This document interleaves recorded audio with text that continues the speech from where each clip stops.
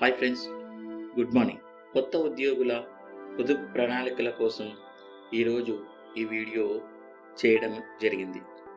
ఎవరైతే కొత్తగా జాబ్ కొట్టారో లేదా ఉద్యోగం సంపాదించారో వారందరికీ ఈ యొక్క వీడియో చూస్తే వారికే అర్థమవుతుంది ఎలా ఒక ఫైనాన్షియల్ డిసిప్లిన్ అనేది క్రియేట్ అవుతుంది, ఎలా మనం ఈ యొక్క ఫైనాన్షియల్ డిసిప్లిన్ మన జీవితంలో అలవాటు చేసుకోవాలనే విషయాలపైన ముఖ్యంగా ఈ వీడియో చేయడం జరిగినది. ఫ్రెండ్స్, ఉద్యోగం పొందగానే చాలామంది వాటిని కొనాలి వీటిని కొనాలి అనే ఒక ఊహలతో వారు జీవిస్తూ ఉంటారు. కొత్త బట్టలు కొనాలి, ట్రిప్పులకి వెళ్ళాలి, లేదా ఇల్లు కొనాలి, కారు కొనాలనే ఉద్దేశంతో వారు ఆలోచిస్తుంటారు. ఈ యొక్క ఆలోచనలు మంచివే, నేను కాదనటం లేదు. కానీ దానికంటే ముందు ఉద్యోగులు ఎవరైతే ఉన్నారో, ఎంప్లాయీస్ ఎవరైతే ఉన్నారో వాళ్ళు ఈ పొదుపు ప్రణాళికలు తెలుసుకోవడం చాలా ఉత్తమమైన పని. ముఖ్యంగా ఇందులో మనం డిస్కస్ చేయబోతున్నది అత్యవసర నిధి, ఎమర్జెన్సీ ఫండ్ అంటారు దీన్ని. మెడికల్ ఎమర్జెన్సీలు లేదా ఉద్యోగ నష్టం వంటివి ఊహించని ఖర్చులను కవర్ చేయడానికి ఈ యొక్క అత్యవసర నిధిని నిర్మించడం ద్వారా మీ యొక్క ఎమర్జెన్సీ ఫండ్ను క్రియేట్ చేయండి. మొదటగా ఈ యొక్క ఎమర్జెన్సీ ఫండ్ను మీరు ప్రారంభించండి. మీకంటూ ఒక ఎమర్జెన్సీ ఫండ్ అనేది ఉండాలనేది మీరు గుర్తుంచుకోండి. పొదుపు ఖాతా లేదా లిక్విడ్ మ్యూచువల్ ఫండ్ వంటివి సులభంగా యాక్సెస్ చేయగల ఖాతాలో కనీసం 3 నుండి 6 నెలల విలువైన జీవన వ్యయాలను ఆదా చేయాలని లక్ష్యంగా పెట్టుకోండి. తర్వాత సెకండ్ పాయింట్కి వస్తే ఎంప్లాయ్ ప్రావిడెంట్ ఫండ్, దీనినే ఈపీఎఫ్ అని అంటారు. మీరు సంఘటిత రంగంలో ఆర్గనైజ్ సెక్టార్లో పనిచేస్తూ ఉన్నట్లయితే మీరు ప్రభుత్వం నిర్దేశించిన పదవీ విరమణ పొదుపు పథకం అయిన ఈపీఎఫ్కి సహకారం అందించవచ్చు. Ensure you understand your EPF contributions, employer matching and how to track your EPF balance. ఏమంటే మీ యొక్క ఈపీఎఫ్ ఖాతాలను సరిచూసుకోవటం, మీ యొక్క ఎంప్లాయర్ మ్యాచింగ్ అండ్ ఈపీఎఫ్ ఖాతాను ఎలా ట్రాక్ చేయాలా, బ్యాలెన్స్ ఎలా చూసుకోవాలనే విషయాలపైన మీరు కొద్దిగా అవగాహన అనేది పెంచుకోవాలి. తర్వాత 3వ పాయింట్కి వస్తే పబ్లిక్ ప్రావిడెంట్ ఫండ్, పీపీఎఫ్. ఇదొక ఇన్వెస్ట్మెంట్ ఇన్స్ట్రుమెంట్. దీర్ఘకాలిక పొదుపులు మరియు పన్ను ప్రయోజనాల కోసం పీపీఎఫ్ ఖాతాను తెరవండి.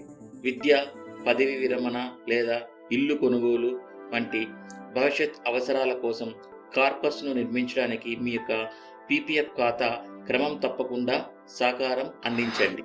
మీ యొక్క పీపీఎఫ్ ఖాతాను తప్పకుండా తెరిచి లాంగ్ టర్మ్ ఇన్వెస్ట్మెంట్ కోసం మీరు ఈ యొక్క ఖాతాను తెరవటం ప్రారంభించి లాంగ్ టర్మ్ గోల్స్ పెట్టుకొని వాటి కోసం ఈ రోజు నుంచే మీరు కొద్దిగా పొదుపు చేయటం స్టార్ట్ చేయండి.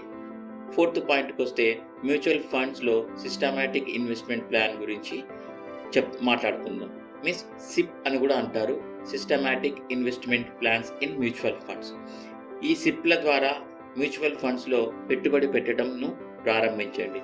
ఇది చిన్న మొత్తాలను క్రమం తప్పకుండా పెట్టుబడి పెట్టడానికి మిమ్మల్ని అనుమతిస్తుంది.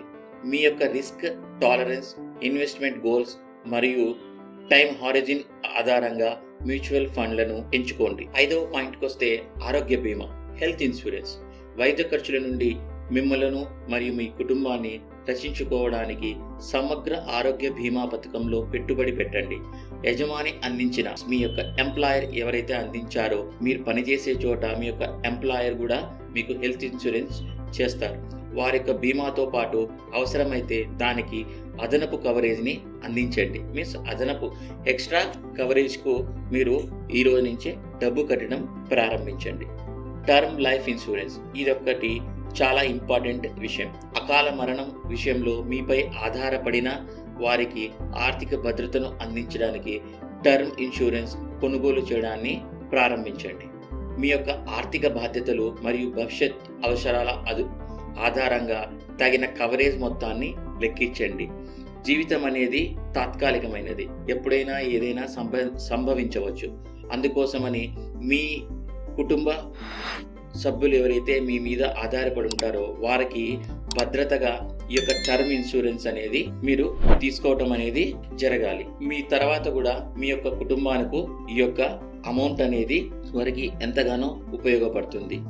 7th పాయింట్కి వస్తే బడ్జెట్ మరియు వ్యయ rocking means budget and expense tracking. Budget మరియు ఎక్స్పెన్స్ మీ ఆదాయం మరియు ఖర్చులను ట్రాక్ చేయడానికి నెలవారీ బడ్జెట్ను సృష్టించండి. ముఖ్యంగా ప్రతి నెల ఒక బడ్జెట్ వేసుకోండి. ఆ బడ్జెట్ అనుగుణంగా మీ యొక్క ఖర్చులు అనేది పెట్టడం మీరు ఉద్యోగం స్టార్ట్ చేసిన మొదటి నెల నుంచే ప్రారంభించండి. Budgeting and expense tracking. ఇందులో మీరు ముఖ్యంగా మీ ఆదాయం మరియు ఖర్చులను నెలవారీ బడ్జెట్ను సృష్టించండి. Create monthly budget to track your income and expenses. Identify areas where you can cut back expenses and redirect those savings towards your financial goals. Means అనవసరమైన ఖర్చులను మీరు వీటి ద్వారా తగ్గించి, ఈ బడ్జెట్ ప్లానింగ్ ద్వారా తగ్గించి సేవింగ్స్ ఎక్కువగా చేయడానికి మీ యొక్క ఫైనాన్షియల్ గోల్స్ వైపు మీరు వెళ్ళడానికి ఇది ఎంతగానో ఉపయోగపడుతుంది. ట్యాక్స్ ప్లానింగ్ మీన్స్ పన్ను ప్రణాళిక. Section 80C, section 80D. Section 80C కింద ఈపీఎఫ్, పీపీఎఫ్, ఈఎల్ఎస్ఎస్ ఖాతాలు వస్తాయి.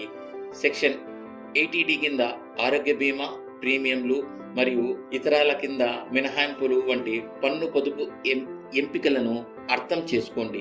తద్వారా మీరు ఒక బడ్జెట్ అనేది మీరు నెలసరి వారీగా వేసుకొని మీ ఫైనాన్షియల్ గోల్స్ అచీవ్ చేయడానికి ఉపయోగపడుతుంది. మీ పొదుపులను పెంచుకుంటూనే మీ పన్ను బాధ్యతను తగ్గించుకోవడానికి మీ పన్ను పొదుపు పెట్టుబడులను ఆప్టిమైజ్ చేయండి. దీని ద్వారా మీరు మీ యొక్క ఫైనాన్షియల్ గోల్స్ను ఈజీగా అచీవ్ చేయగలుగుతారు. Long term goals, short term goals ఈజీగా మీరు అచీవ్ చేయడానికి ఇదొక చక్కటి ప్లానింగ్. తర్వాత స్కిల్ డెవలప్మెంట్, నైపుణ్యాభివృద్ధి. దీంట్లో ముఖ్యంగా మీరు సంపాదన సామర్థ్యాన్ని పెంచే కొత్త నైపుణ్యాలు మరియు మీ వృత్తిపరమైన అభివృద్ధిలో పెట్టుబడి పెట్టండి. Skill development. Invest in your professional development by acquiring new skills and certifications that can enhance your earning potential. ఇందులో మీరు మీ యొక్క ఎర్నింగ్ పొటెన్షియల్ పెంచుకోవడానికి ఏదైతే ఉందో ప్రొఫెషనల్ డెవలప్మెంట్గా మీరు వృద్ధి కావడానికి, స్కిల్ డెవలప్మెంట్ చేసుకోవడానికి, సర్టిఫికేషన్ పొందడానికి మీరు ముఖ్యంగా అందులో పెట్టుబడి పెట్టండి. స్కిల్ డెవలప్మెంట్ కోసము, సర్టిఫికేషన్స్ కోసము, మీ యొక్క ప్రొఫెషనల్ డెవలప్మెంట్ కోసము, మీ యొక్క ఎర్నింగ్ పొటెన్షియల్ పెంచుకోవడం కోసం ఇన్వెస్ట్ చేయండి. Consider setting aside portion of your income for courses, workshops, professional memberships. ఇందులో మీ ఆదాయంలో కొంత భాగాన్ని కోర్సులు, వర్క్షాపులు, ఫెలోషిప్ల కోసము, మెంబర్షిప్ల కోసము కేటాయించడం మీరు చేయండి.